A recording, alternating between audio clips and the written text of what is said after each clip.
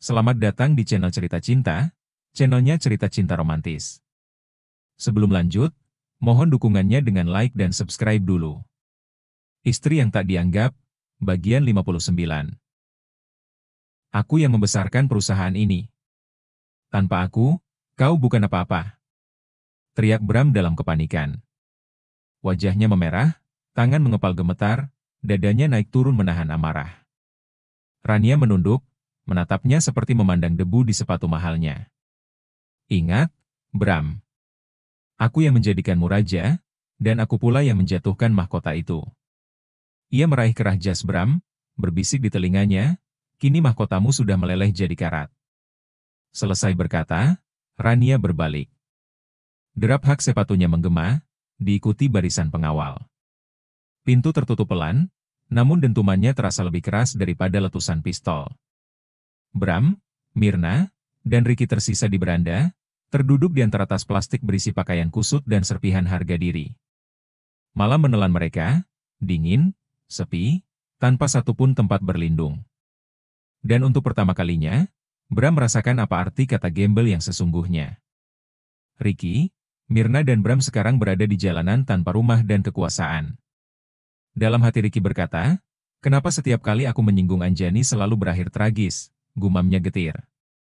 Sementara di tempat lain, suara baling-baling helikopter memecah keheningan langit senja.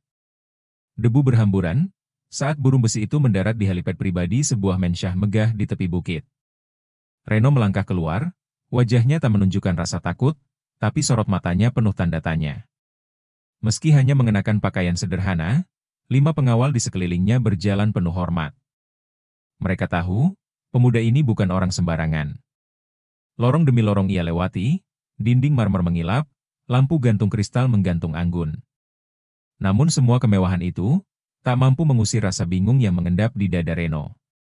Langkahnya berhenti saat sebuah pintu besar dibuka. Di dalam, aroma kayu tua dan parfum klasik menyambutnya. Sebuah ruangan mewah, dengan deretan lukisan dan foto lawas terpajang di dinding. Salah satu foto membuat Reno terdiam. Ada seorang pria tampan berdiri di samping wanita jelita. Diapit oleh seorang gadis muda, wajahnya sangat mirip Anjani. Lalu pandangan Reno jatuh pada sebuah foto lama lainnya, seorang pemuda. Raut wajahnya begitu mirip dengan dirinya sendiri. Tangannya bergetar, jantungnya berdegup tak karuan. Peter menatap dari ujung ruangan. Matanya membelalak, tapi raut wajahnya tetap dingin. Ia mencoba menyembunyikan gejolak yang menghantam dadanya. Jika ini benar, maka hidupnya akan berubah selamanya. Kamu Reno?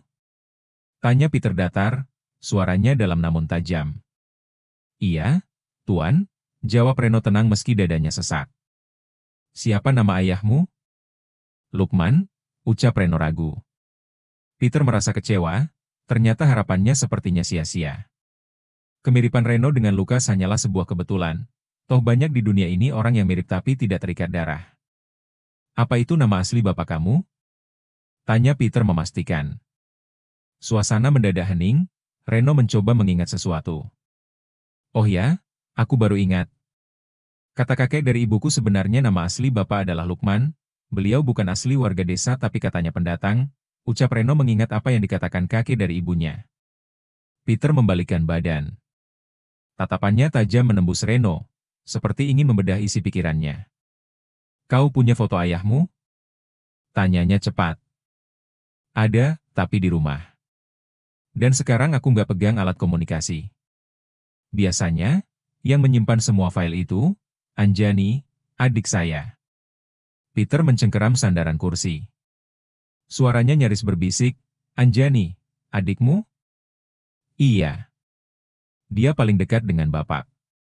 Sementara aku lebih dekat dengan ibu, jawab Reno perlahan. Dan saat itu juga, Peter sadar, darahnya mengalir di dalam tubuh pemuda itu, tapi kepastian masih harus ia pastikan sekali lagi. Panggilkan Anjani, sekarang. Suara Peter bagai belati berlapis es, tajam, dingin, tak terbantah. Semua orang di ruangan mewah itu seketika membisu. Langit-langit berhias kristal berubah terasa menekan, sementara pertanyaan dan ketakutan berputar di kepala masing-masing pengawal. Pintu bergeser perlahan. Firman muncul, mendorong kursi roda. Lampu gantung memantulkan kilau lembut di wajah pucat Anjani. Matanya langsung membesar, ketika melihat seorang pemuda berdiri di tengah ruangan. "Abang," bisiknya tercekik rasa haru. Reno tidak sempat berbicara, kakinya bergerak lebih dahulu. Ia berlutut di hadapan kursi roda, merengkuh Anjani erat-erat. Tubuh gadis itu bergetar, air mata tak sempat diseka. Firman mendesah lirih, helai air mata jatuh di pipi, hatinya yang keras meleleh seketika. "Anjani, kamu baik-baik saja, Dek?" Reno bertanya nyaris tanpa suara. "Aku baik, Bang." "Abang sendiri?" Anjani menatap penuh cemas. "Aku selamat." "Sepertinya, Tuan ini yang menyelamatkanku," balas Reno menoleh dengan hormat ke Peter, berusaha menafsir bayangan kompleks di mata lelaki tua itu. Tatapan Anjani kemudian terpaku pada dinding penuh foto lawas, jemarinya terangkat gemetar. "Bang, mengapa ada foto abang di sini? Lalu siapa mereka?" Ia menunjuk gambar seorang pria muda diapit pasangan mapan, yang wajah perempuannya mirip dirinya. "Bukan fotoku, Dek," bisik Reno bingung, ia sendiri tak mengerti.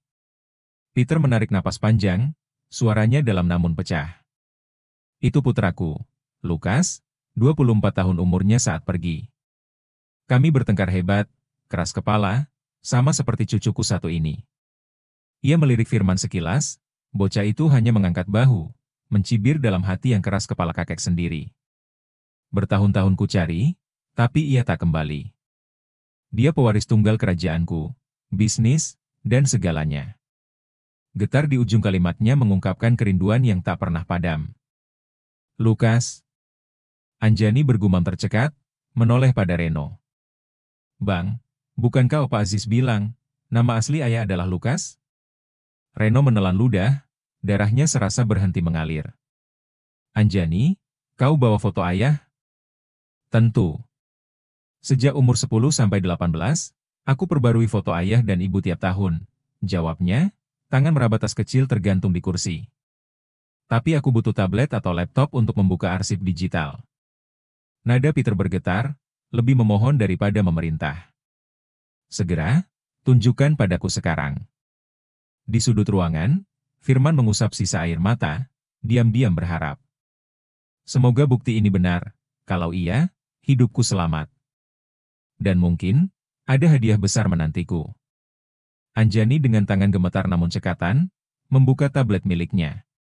Ia menelusuri folder yang sejak lama disimpannya, koleksi foto-foto kenangan bersama ayah dan ibu.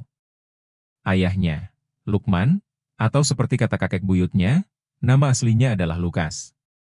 Foto-foto itu ia kumpulkan sejak usia 10 tahun, hingga kepergian kedua orang tuanya yang meninggal bersamaan karena COVID. "Ini, Tuan," ucap Anjani pelan, menyerahkan tablet pada Peter.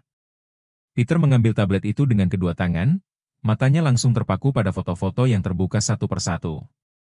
Setiap gambar seperti hantaman ke dadanya. Sosok Lukas muda di layar, dengan senyum khas dan sorot mata penuh semangat, begitu identik. Tangannya gemetar, napasnya tersendat. Air mata jatuh tanpa bisa ditahan. Ini Lukas. "Ini anakku," bisiknya lirih. "Lalu, di mana sekarang ayahmu?" tanyanya nyaris tak terdengar. Anjani menunduk, suaranya tertahan. "Beliau meninggal bersama ibu, saat pandemi COVID. Kami tak sempat mengucapkan selamat tinggal." Tubuh Peter limbung, ia jatuh duduk di kursi di belakangnya. Tablet yang dipegangnya terlepas, jatuh ke lantai. Firman dan beberapa pengawal segera menghampiri, memberikan air minum dan obat. Wajah mereka tegang, namun tak satu pun berani bersuara. Hening menyelimuti ruangan sampai akhirnya Peter membuka matanya, menatap Reno dan Anjani yang berdiri terpaku di hadapannya. "Kemarilah kalian," panggilnya dengan suara parau. Reno melangkah mendekat. Dalam sekejap, Peter menariknya ke pelukan, erat.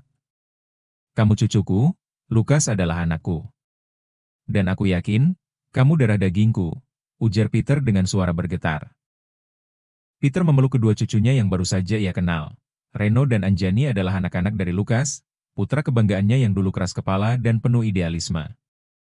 Meskipun Lukas telah tiada, kehadiran Reno dan Anjani seolah menghidupkan kembali cahaya yang lama padam di hati Peter. Anjani masih tampak bingung, namun pelukan hangat itu membuat hatinya tenang. Untuk sesaat, ia tak ingin mempertanyakan apapun. Tapi rasa penasaran tak bisa ditekan lama-lama. Jadi, sebenarnya ini bagaimana ceritanya, Kek? Tanya Anjani, berusaha mengakrabkan diri dengan lelaki tua yang kini ia tahu sebagai kakeknya. Peter menarik napas panjang, lalu mulai bercerita. Aku punya 2 anak, Lukas dan Maria. Lukas sangat cerdas, pekerja keras, dan penuh semangat tapi juga keras kepala. Dia punya pemikiran berbeda dariku. Lukas sangat peduli pada isu sosial, masyarakat kecil, dan lingkungan. Sementara aku hanya peduli pada keselamatan keluarga dan stabilitas kerajaan bisnis kita. Ia berhenti sejenak, suaranya menegang karena emosi. Kami bertengkar hebat dan terlalu sering. Sampai akhirnya dia pergi, dan aku terlalu sombong untuk mencarinya. Kupikir, kalau dia memang anakku, dia yang seharusnya pulang dan minta maaf duluan. Anjani menunduk, mendengarkan dengan seksama. Tapi tahun demi tahun berlalu. Maria, adiknya yang manis dan penurut, meninggal dalam kecelakaan. Rumah ini semakin sepi. Hingga akhirnya, satu-satunya yang tersisa menemaniku ya anak nakal ini. Peter melirik Firman, yang berdiri di pojok ruangan dengan wajah tak sabar. Firman berdeham, lalu berkata pelan, Kakek, apa kakek nggak mau peluk aku juga? Peter tersenyum, lalu membuka tangannya. Sini. Untuk pertama kalinya, kamu melakukan hal yang benar. Firman tertawa geli sambil berlari kecil memeluk Peter. Walaupun aku sering bikin masalah, tapi aku ini sangat menyayangi kakek, karena kakek sumber keuanganku. Peletak. Firman dijitak pelan oleh Peter, membuat semua orang tertawa. Firman. Anjani memandangnya dengan wajah terharu. Jadi, kamu sepupuku? Iya, Kak Anjani, jawab Firman tersenyum malu-malu. Sebenarnya udah curiga dari dulu, soalnya wajah kakak mirip banget sama ibu saya. Terus kenapa baru bilang sekarang? Tanya Anjani dengan alis terangkat. Firman nyengir, karena aku lagi marah sama kakek. Kepala batu banget, kan tahu sendiri. Nggak boleh begitu sama orang tua, tegur Anjani sambil mencubit ringan lengan Firman. Bang Reno, penyelamatku. Seru Firman tiba-tiba, menatap Reno dengan mata berbinar. Reno mengerutkan kening, maksudnya? Firman mengangguk-angguk dramatis. Abang otomatis akan menjadi pemimpin kerajaan bisnis kakek, kalau aku masih mau main bang. Apa yang kalian bicarakan? Jangan mengajari abang kamu hal yang menyesatkan? Enggak, Kek. Cuma ngobrol ringan. Firman cepat-cepat berdiri tegak seperti anak pramuka yang siap dihukum. Semua tertawa lagi. Suasana yang tadinya penuh ketegangan, kini berubah menjadi hangat dan penuh cinta. Tak ada lagi dinding antara darah dan hati, mereka adalah keluarga, akhirnya. Peter menatap ketiga cucunya dengan pandangan bangga. Lukas mungkin sudah pergi, tapi dia meninggalkan harta paling berharga dalam hidupku. Dan aku bersumpah, kali ini aku tak akan kehilangan kalian. Kakek, boleh aku pinjam telepon? Tanya Reno dengan sopan. Belum sempat Peter menjawab, Firman menyela cepat, astaga, Bang Reno, jangan minjam. Kakek itu punya pabrik telepon, minta aja langsung pabriknya. Peter terkekeh kecil. Untuk apa, Nak? Aku harus menghubungi istri dan anak-anakku, Kek. Mereka pasti cemas. Ekspresi Peter langsung berubah cerah. Astaga, jadi aku sudah punya cicit? Serunya penuh haru. Ia memberi isyarat pada salah satu asistennya, lalu menyerahkan ponsel canggih kepada Reno. Reno segera mengetikkan nomor sang istri, Rini, namun panggilan tak kunjung diangkat. Reno menoleh lembut. Kek, aku mau pulang dulu, boleh ya? Tidak boleh, jawab Peter cepat tanpa ragu. Firman langsung menghela napas panjang. Nah, mulai kan? Kakek selalu maksa, maunya diturutin terus. Peter menoleh padanya sejenak, lalu kembali menatap Reno. Kamu boleh pulang, tapi dengan syarat. Reno langsung tegang. Apa syaratnya, Kek? Jangan bilang aku harus meninggalkan keluargaku. Bersambung.